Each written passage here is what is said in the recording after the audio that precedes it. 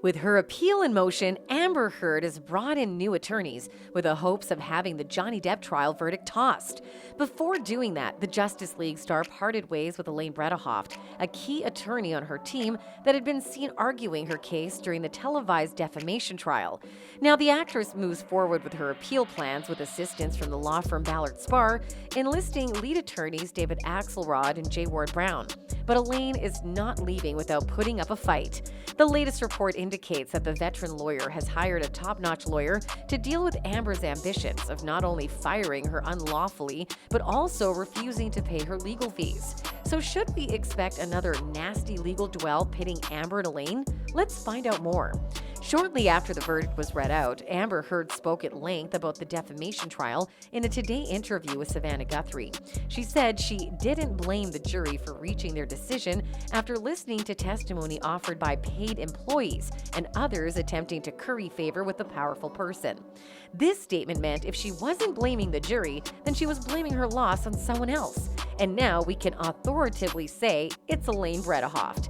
And to stop Amber's demonic moves, Elaine has moved swiftly and hired Richard Simpson, an experienced lawyer who will provide her with legal protection should Amber think of either failing to pay Elaine or blaming her for the defamation hearing loss. Simpson's profile says that he has substantial jury and bench trial experience. He has handled a number of cases that receive significant press attention. He has presented oral arguments in the United States Courts of Appeal for the 1st, 2nd, 3rd, 4th, 5th, 6th, 7th, 8th, and 9th Circuits, the Supreme Courts of Connecticut, Delaware, Ohio, and Maryland, and North Carolina, and intermediate appellate courts in California, Maryland, New York, Ohio, and Texas. He's also acted as lead counsel in cases decided without argument in the 11th and D.C. circuits and in a Florida state appellate court. Elaine's new law plug is also an adjunct professor at the University of North Carolina School of Law, where he co-teaches the Supreme Court program in which students assist in preparing submissions to the United States Supreme Court. From 2003 to 2017, Simpson was an adjunct instructor in trial advocacy at the University of Virginia School of Law. This then means that he is well conversant with the Virginia law, and Amber obviously doesn't stand a chance against him. This is the perfect time to pass the baton, Elaine said in a statement following her dismissal from Amber's team.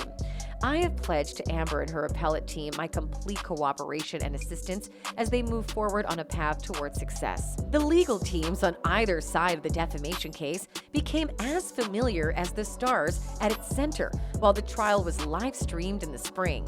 The overwhelmingly pro-Depp viewers turned content creators on TikTok and other social media portrayed Elaine as an incompetent scold, while one of Depp's lawyers, Camille Vasquez, was seen as a heroine and possible love interest for her famous client.